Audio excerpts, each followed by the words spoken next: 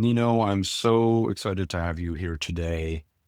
For everyone's background, Nino DePaola, did I say it correctly? Yeah, that's right. Operations and technology leader at Voyatech. But Nino has a long and super interesting career working in government and technology on so many different facets, sometimes in government, sometimes in professional services, sometimes on the technology side. And so I'll pause here and I'll let Nino introduce himself fully, and then we're going to jump into our conversation where really we're going to dive into lessons from working in the front lines of digital transformation in the government and technology space. Yeah. Thanks, Krishan. It's a pleasure to be here. I do appreciate it. And thanks for the short intro. By way of background, I have been in and around the govtech space for roughly the last 15 years or so. And as you said, both in roles on both the buyer side in government operations and performance management roles with the city of New York, and also with several stints in government technology firms, services firms, including consulting and management consulting, and have gone back and forth between those two worlds on both the buyer side and the seller side for the last decade and a half. What brought me to this was that I, as a younger person post college, living in New York City in the post 9/11 environment, I got taken up with the sort of the civic pride of the time, and was working in the entertainment industry actually at the time, and decided that I wanted to give back to my city. So that's what set me on this path of grad school and city service, public service, and all of that. I will say that when I joined public service the first time, I thought I wanted to be a policy guy because I wanted to have impact. I wanted to make a difference. Yeah, And like many people of course, of course. who enter public service, after about a year inside in a policy role, that it became clear to me that impact in government at the operational level is fundamentally tied with technology, right? The kinds of things that a government like New York City does for its constituents only happen at scale. And scale only happens with undergirding technology. And so I realized that if I wanted to chase that public service impact that I had gone back to school for and all, that technology was the avenue. Technology interventions. I still believe technology interventions are the best way to get government working better. And the parties that typically get gathered to help with that are all key to a better government for the future. It's definitely something that's been somewhat surprising that I landed in this place, but so gratifying that I had this opportunity. It's been great. I love the enthusiasm because I think that is a lot of what you're saying is really why I got into the space as well. And it has resonated with me for so long. What I wanted to, let's jump into some of the questions I had for you and we can take it from there. I think there's this general feel that everyone tends to feel when you think about implementing technology solutions within government, and I think that it would be really good to hear from your perspective, based on all the different angles that you've seen it, of why is it so complex to implement these systems that, as you were saying, really make the policies come alive. That's where rubber hits the road, right? Where Mm-hmm. the policy translates to an operations, and then the operations needs a technology to be efficient, to be transformative for constituents. And what makes it so complex, and feel free to go into all the different facets based on your experience, and what makes it so complex to actually do a digital transformation, to get things Yeah. done. Especially relative to the private sector. Yeah. The preconceived notions in the GovTech landscape is that what's simple and straightforward in the private sector is remarkably complex and challenging in the public sector. And I think that's broadly true. But my experience has taught me that many of the challenges that a private sector entity has in changing the way it works and introducing new technology to support and scale and concretize that, right? Kind of lock the change in place, is remarkably similar in the public sector. And I think that's because people are people. I would say that the core challenge that the public and private sector both share in sort of new technology implementation is around the human element, the change management, right? Different stakeholders have divergent needs and come with their own preconceived notions and biases. And then those need to, through a structured process, get unpacked and repackaged under the rubric of the goal that stated goal of what we're doing here, right? Like in alignment with the company's new strategy or in alignment with the new product launch or whatever it may be in the private sector. I think those things are also true in the public sector, and they're similarly relevant. And that's been true in my experience. And I can give some examples as well from both sectors. I think what's different about the public sector is that it endeavors, and they do this for good reason, it endeavors to replace individual personal accountability for the success of an effort with process that ensures the same result. So in the private sector, if I'm a division lead and I'm replacing some mission critical technology in my unit, whether it goes well or poorly, leadership at my organization will look at me and hold me accountable, for that. Technology is almost never done for its own sake in the public sector. It's almost always a delivery mechanism for information, credentialing, and other channels for getting the results of government to the constituency.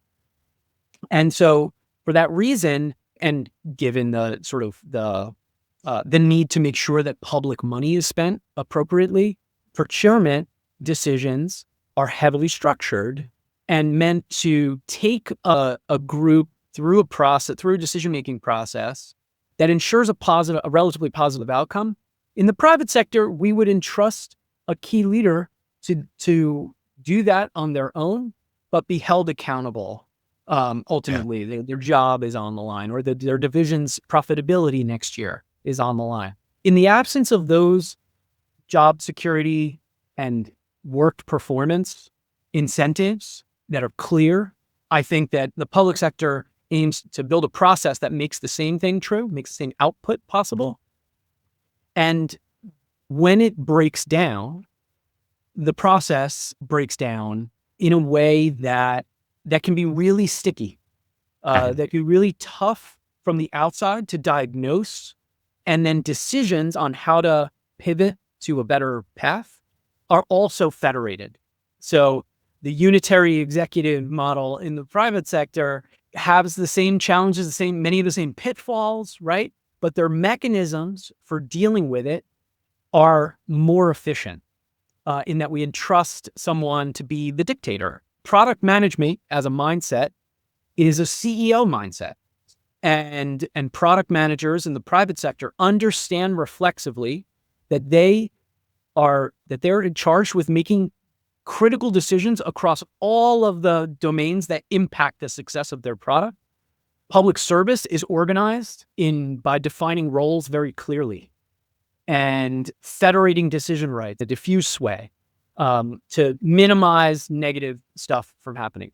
But what that means is that when mistakes happen or when things are going in the wrong direction, course correcting takes a lot more time and effort in the public sector, if that makes sense. And that's where you get examples like the Obamacare website is the most famous one, perhaps, as like, why did we continue down this path when it didn't look likely to succeed? It's because doing something different, doing something divergent is actually quite difficult, making those decisions to go a different way in the public sector. I really appreciate how you're framing that in terms of the individual responsibility in the private sector, and then the aspect of process being used in the public sector, and that really diffusing federating out decision making. Mm-hmm. And it's even interesting from a perspective of saying, All right. The individual gets kind of all the accolades here. The other side of the equation, it's no, this is a process. No one's going to get the raise or the chip on their shoulder for this is almost a labor across teams, et cetera, to get this done. I Right. that what I'm curious, the other aspect of this that I'm curious about, or what was coming up for me as you're speaking, is that there's the aspect of the structure of government and such. And then at the end of the day, you have government teams, you will have the technology vendor, you will have the system integrator, the consultants, the temps, Mhm. all coming together to do something. And that largely exists in the private sector as well.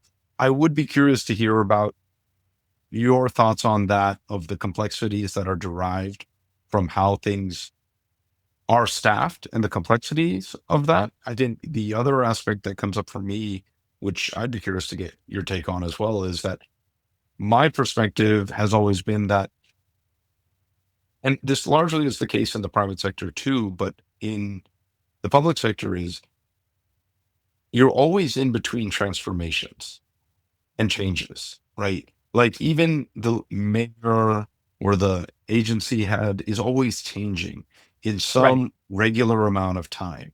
You're And always pre or post a transformation. Yeah. exactly. And so you never have a stable footing. You're always going from one boat to another boat. I think that's an interesting aspect of the public sector, is that you don't have that. Any other aspects you think are structurally important to consider here? Yeah. I think that the other one that sticks out in my mind most prominently Hmm. is risk aversion.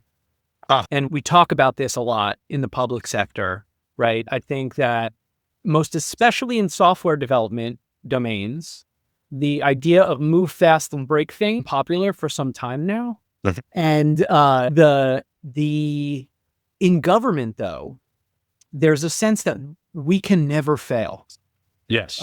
If the Twitter feed goes down for a time, or if your product is on the fritz, your DoorDash is malfunctioning in a certain way, like it's inconvenient, it's unfortunate, it's very serious to the folks who manage those technology products, but people still can eat and get their Yes. food and their needs met. And there's a sense in government that that risk aversion comes from a very real conceptual understanding that failure is not an option Mm. for the government.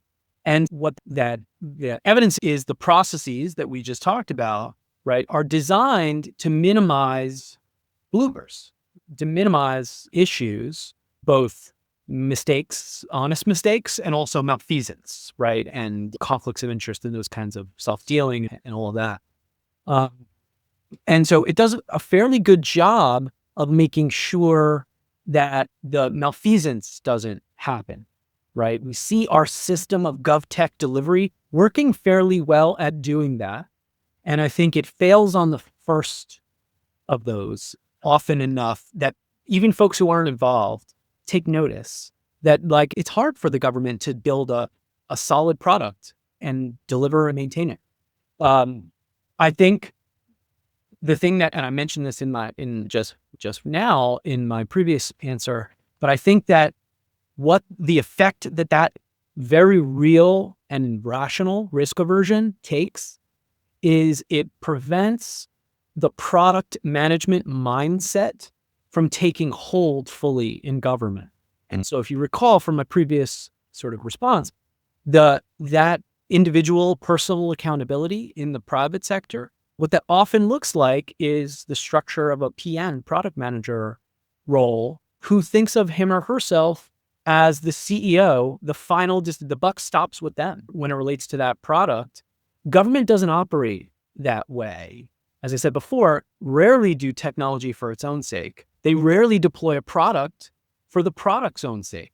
The product is often to connect the constituent with something else of value in the real world, a housing voucher or license, a place to submit comments on a big development project that's happening in your neighborhood, all of that. So that product management mindset is like WD-40 for the SDLC, the Sure. development process, Yeah. because you can It's a place where you can revisit any challenge in the context of what's our strategy? What's our goal here? What are we doing here? Yeah. And government principals, folks who run these big projects, they know that they cannot rationally be the CEO of this product because the product is embedded in a very complex way. It's knit together with all of the other operational and technical functions of the agency in many respects. And that's true of both the agency in question who's building that who's doing that project. And then once you think about interjurisdictional sort of aspects, right? Many of the things that the local government does are funded by higher levels of government. And so data needs to flow between the funder and the executor at the 100%. state or Yeah. federal level and the local level. So the number of constraints that a public sector technology team faces are much, much more voluminous. And I think that takes the place, like those constraints take the place of the product manager Yes. Yeah. yeah. Yeah. I can see that. I can see that. It's the thing that I think about a little bit, and I'd love to get into some examples next here is just this idea of when you working within these institutions, the level of complexity of the policies and the procedures and the organizational considerations, it's a web, right? And you might create a very straightforward use case or workflow, but then every step of that workflow, when you peel the onion a little bit on that, you're like, oh, there was a reason we did that because those contract agreements were made in that way in the 1960s. And those Right. need to be renegotiated, and they will be, but that won't be done for another 5 years because that's just the time frame that can go up for a renegotiation. And then Right. that negotiation will take a couple of years. And Right. so There's almost no analog in the private sector for that kind of fiddly constraint, right? there That, is not. like the product, the quality, the decisions about how to invest in the building the product only need to be balanced against the value of the product in the marketplace. Yes, Whereas yes, in the public sector, there's how well it aligns with our compliance needs, yes. how well it delivers on user experience, how well it delivers on user experience for internal staff who often use the back end of the same system that's front facing for the public, right? There's like, those constraints are just very real in the public sector. At 100%, 100%. So why don't we, and I think this is, I'll say this and then we can get into some examples of it seems like a lot of the structures within government make it challenging to take almost radical ownership as an individual within to really say, this is how we're going to do it. This is how we're going to get it done. And so that a lot of that decision making is federated. And I think that what I'd love to hear from you, is like, what have you seen as, and I'll give you two different pathways to maybe share an experience, Mhm. right? One is you've been brought in and a project is just off the rails and you've come in and they say, hey, Nino and team, please help us, please fix this, right? And then the other might be that you started on an engagement and you saw the slow moving train going off and you're like, Mhm. oh man, now how do we get this course corrected? And maybe how you did get it course corrected. You could choose whichever one, but I'd love to hear some of what you have, what an example and some of the important concrete lessons learned. And I'll make this argument that I think whatever you're about to share right now is likely applicable to not only private sector, but public sector and just anything. It almost seems like it's a leadership thing, but I'll let you share a little bit more and we can get into that from there. Yeah, yeah. I think that the examples that I have are going to connect back to the concept that you mentioned earlier, which is the diverse stakeholder. So stakeholders are diverse. You made a mention just recently about the different cohorts of people that are pulled together from inside the government and vendors outside, advisors, developers, testers, whatever. It takes a lot of labor to do this work. I have seen both examples of come in and fix this thing that's going a little sideways, and watching something go from on track to sideways. And experience on watching something begin well and get off track is there was an agency, large city agency, major East Coast city, wanted to build out a new system for tracking its building permits. But that same system, that system was aging, as we hear is very common. Like, it's a mainframe, we can't maintain it anymore, we can't enhance it. It doesn't meet the needs of our customers, it doesn't meet the needs of our staff. And yet it wasn't replaced for many years because it's a big job. And people approached it with caution, I think appropriately. When it came time to actually do it, folks had done all the pre-work. They had secured an advisor to tell them what they needed to develop their requirements. They had estimated how much it would cost and gone and secured the funding for that. A years-long process, I would think, to lay the groundwork for beginning this work. They evaluated software technology and vendors, and then the procurement process was a competitive one, and all of that came to pass. And the way that the agency wanted to do the system replacement was they needed to replace this aging backend system, but their most urgent need was for a system that they could leverage to run their inspections. So supplying their inspectors with tablets and dynamic inspection checklists and dynamic routing. The technology need was greatest there. And so the way they decided to execute the implementation was in a multi-phased approach. And they began by replacing by building a new inspection system. And they were doing this for very rational reasons. The most urgent organizational technology need they had was technology for their inspectors. So they had done all that work, made perfect sense to them on paper. The team that was brought in to actually do the work immediately hadn't been involved in any of the sales negotiations. These were folks who implemented software by trade. And they immediately said, myself included, hey, this is a little bit backwards. That the software that you elected to select in the marketplace really does not, the way you've asked to set up a particular module that is nested within other modules.